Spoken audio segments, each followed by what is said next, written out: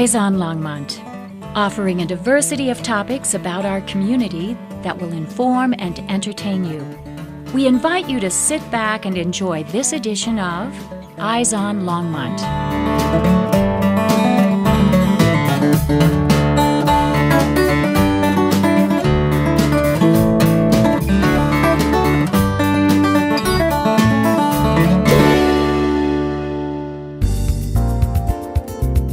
Welcome to the first annual Junktique program, sponsored by the Erie Heritage Foundation. People are looking at various items that have been brought, and we'll go through each one of the items and so explain them to you. Thank you for listening.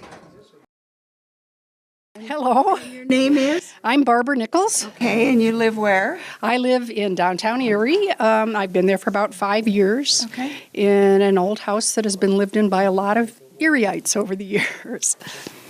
Okay, and what did you bring today? I brought something for which I probably have more questions than answers. This is what I imagine to be a window shutter, probably, and we'll look at the back of it in just a minute, that probably was once in a church.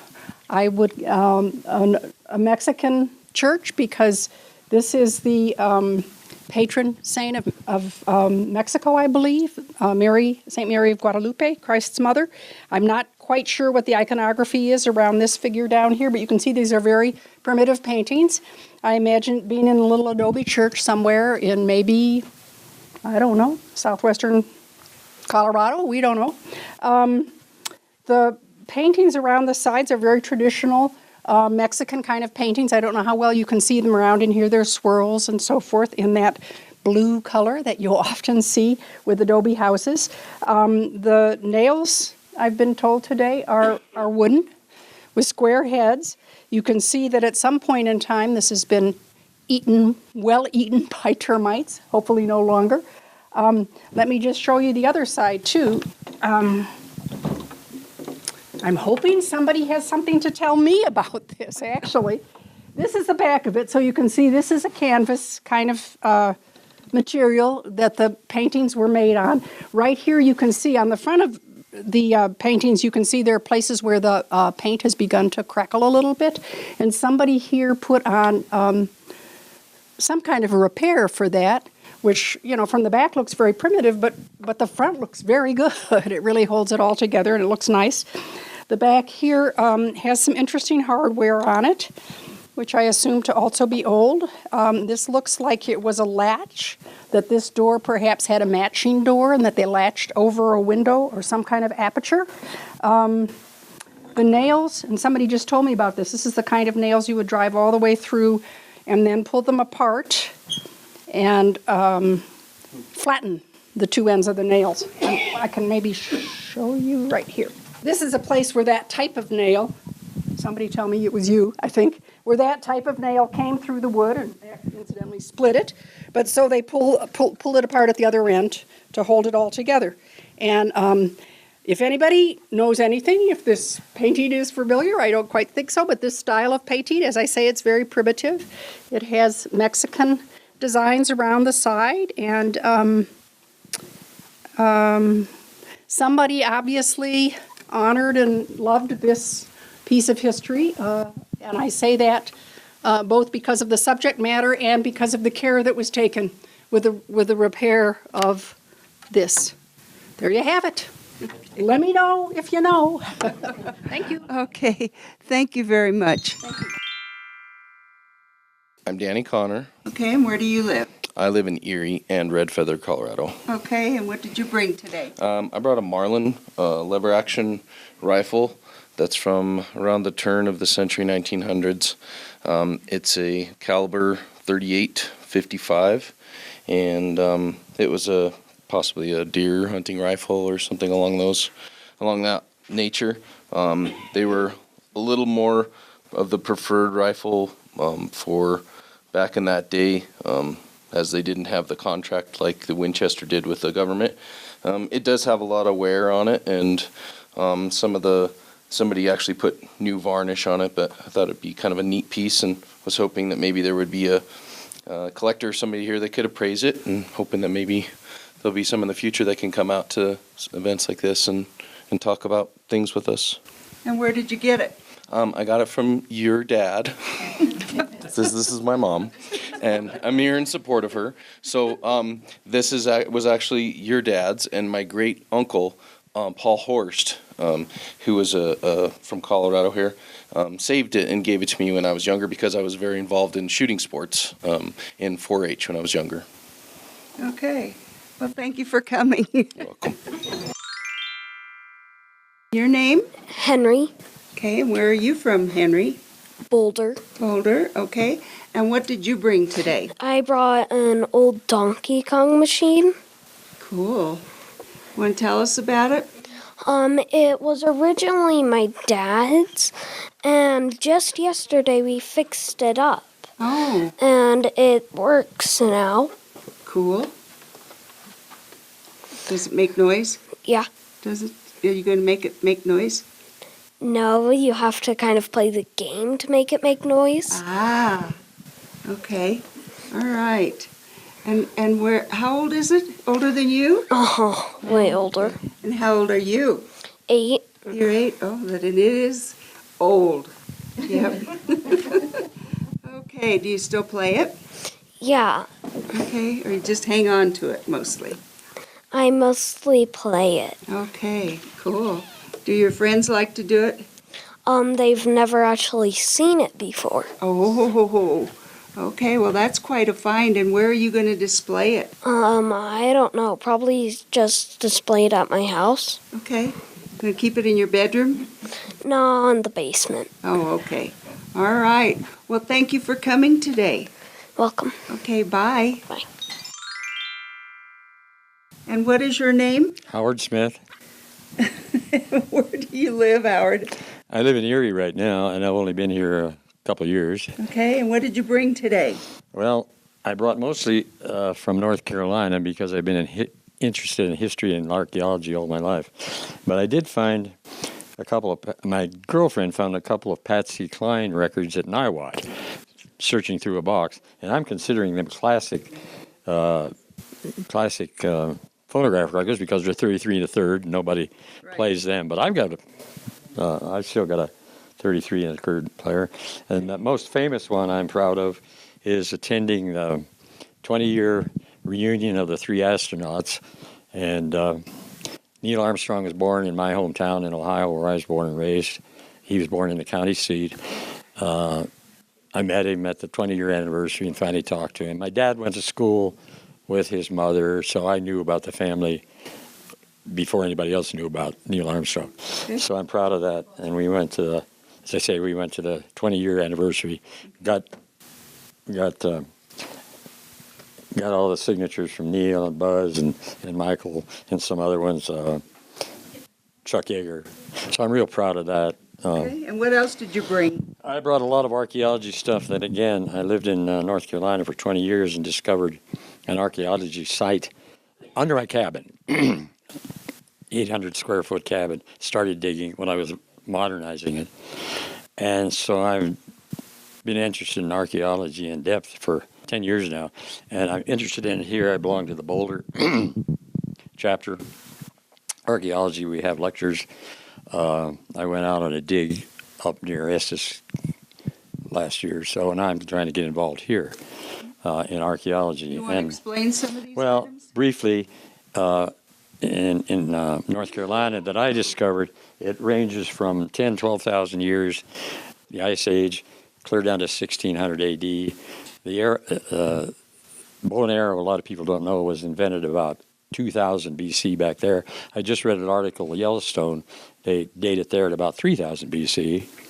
So people call them, a lot of people call them arrowheads. Most of them are spear points until 2,000 or 3,000 B.C. So you learn all this stuff when you do archaeology. You learn a lot about the material. This is a kind of a quartzite. This is another quartzite, and these are just special ones. This is like a trail we think this is a trail marker and actually this marked one of my sites, a circular site, where I also found evidence of fire, and it was a seasonal site, so there weren't any buildings that we know of, or adobe or anything else like that. Okay. Is So there it's- anything else here? We Well, have short time. Oh, yes, one more item.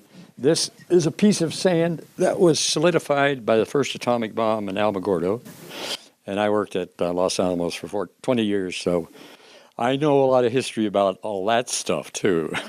So I've been All right, well, I hate to cut you off. That's This okay. has been interesting, and thank you very much for your items today. I want to get involved in history here, Okay, That's why I great. joined you people. Okay, great. Okay. Thank you.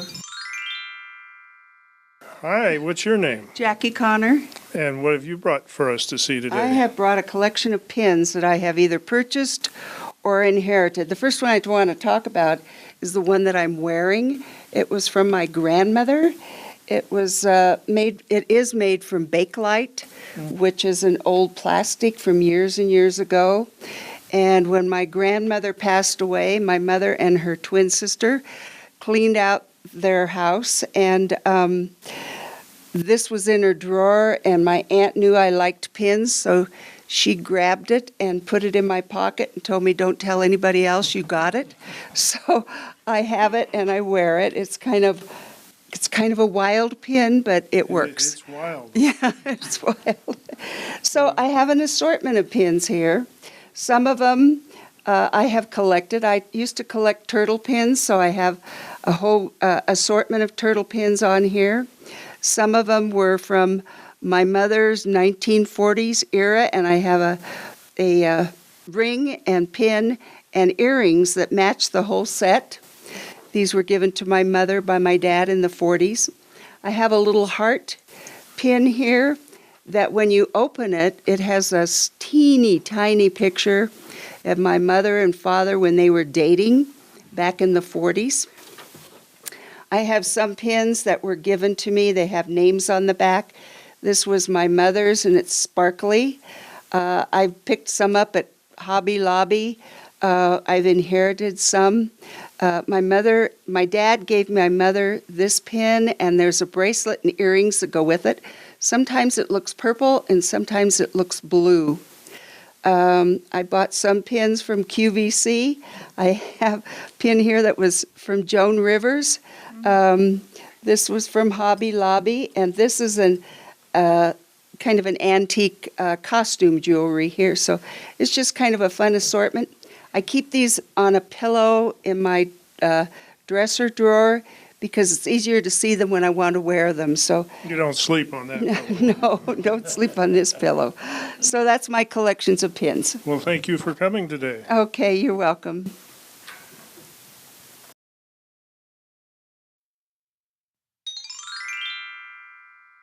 Hi.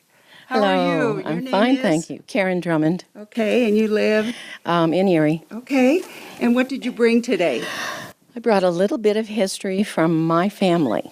My daughter recommended a book to me called The Devil in the White City, and it's about the 1893 World's Fair, and that there was a serial killer that's a true story at the World's Fair, and my great-grandmother went to the World's Fair in Chicago and brought back this glass with her name on it, Karen Jensen, 1893.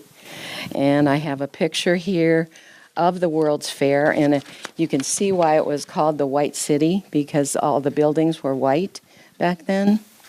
And it was that World's Fair was the celebration of the 400th anniversary of Columbus discovering America.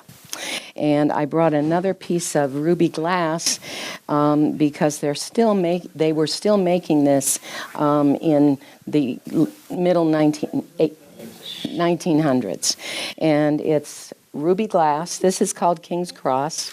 And when you make red glass, they use gold in it to make the red color, which I didn't know. And then to continue on with the history, my grandmother went to the 1933 World's Fair, again in Chicago, and she brought back a puzzle that's still, it's only missing one piece. but she went to that one, and it looks pretty much, you can find some of the buildings in the old picture from 1893. So that's the cover, the cover of the box? Mm-hmm. Okay. Mm-hmm. And that's about it. Okay, great. All right, thank you very much, Karen. Your name? Kate Kraus. Okay, and what did you bring today? I brought a copy of Timmy Rides the China Clipper. Have you read this book? Yes, I have. My grandfather gave it to me and my little brother when he found it in a store, and he had one of these when he was a little boy, so I find that pretty special. It is. And what was the little story about? Well, the story was originally about a China Clipper going all the way to Hong Kong. And there's a little boy riding in the plane, and it's basically all of his experiences up to Hong Kong.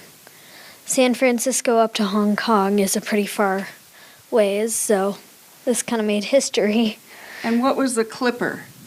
A Clipper was a plane in the 1900s. But So it was an airplane. yes. Okay. And the original story was that it was near the bombing of Pearl Harbor.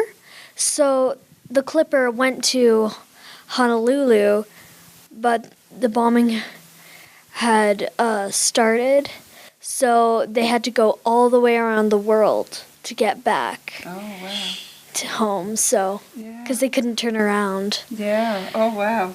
Great story. Mm-hmm. How many pages are in there? Do you know? I think it's like, It's got some good pictures. yeah, it's in pretty good condition according to me. So, You would know if you read it. You'd know it's in good it has condition. about 96 pages Oh, okay. in all. All right. Very good. Well, thank you so much for coming today. Thank you. Bye.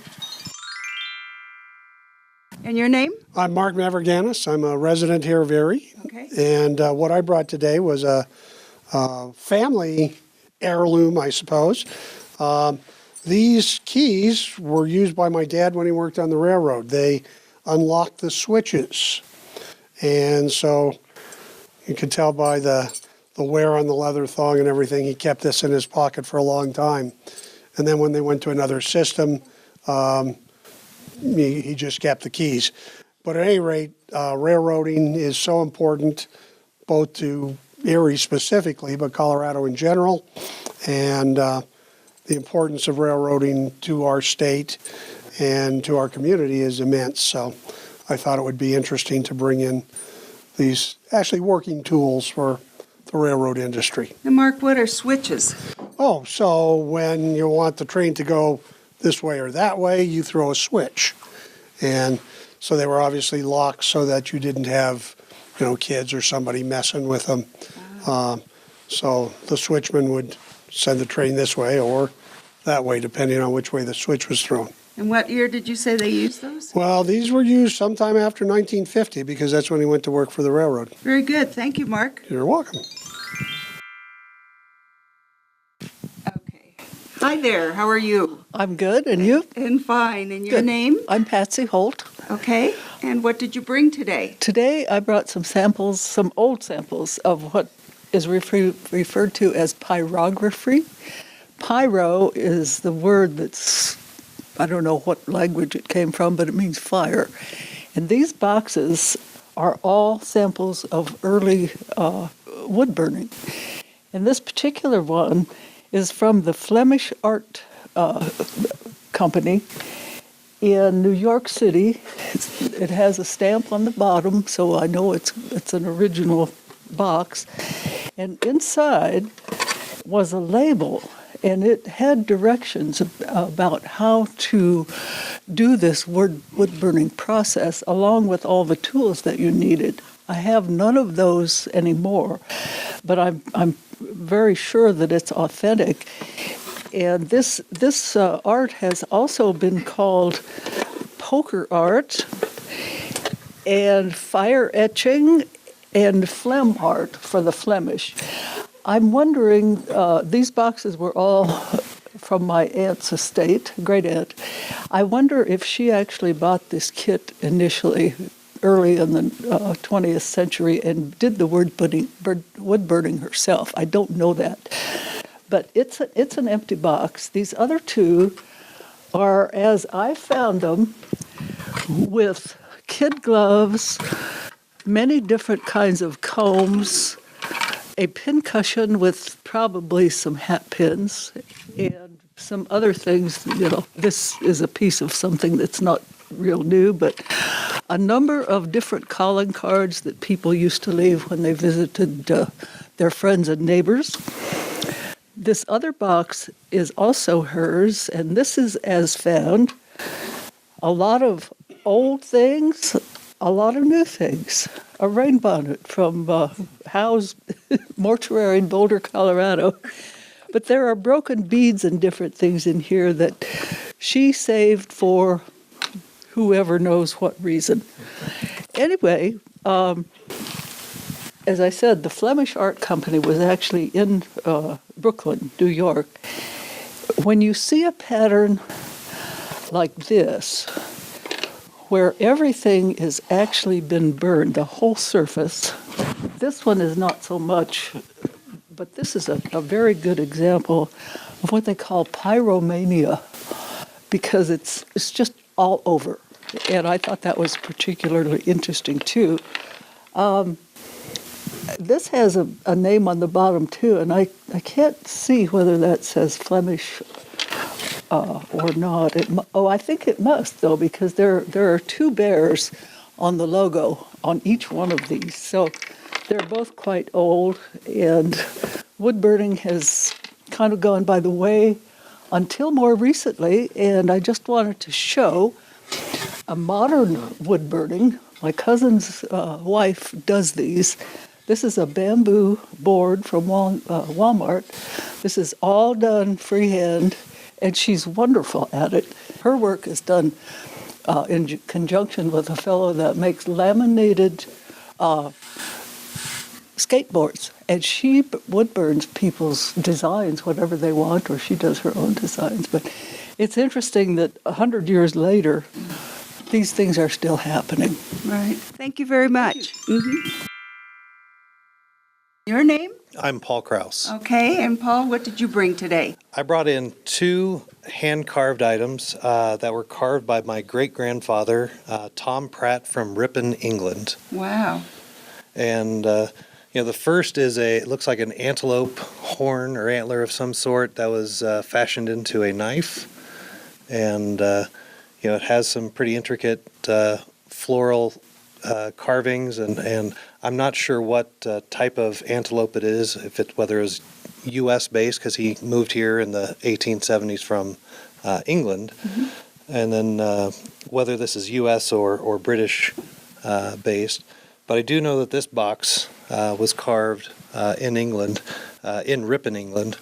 There's handwriting on the bottom that was his son, my grandfather, that this was made by Tom Pratt in Ripon, England in 1871. And the surprising thing is inside, everybody's got boxes of things in their house. And, yes. And my grandfather, whose handwriting is on the bottom, the son of the carver, here's a lock of his hair from when he was 2 years old, and the envelope is dated, and this little scrap of paper says 1906. So this it kind of lasted all through the ages. It sure did. Okay, anything else good in there? There's an old Gillette razor kit. It looks like they belonged to somebody, and then my grandpa Jess Pratt, his cards that he would hand out to people. Doesn't really have an information, but it does have his name on it. Okay, great. All right. Okay, well, thank you very much for coming today. Thank you. You're welcome. Thank you very much for coming. This is our first annual Junktique, sponsored by the Erie Heritage Foundation. Start digging in your drawers, your basement, your garages and look for your heirlooms, your junk, your art, your masterpieces, and bring them and watch our website and bring them next time. Thank you. Bye.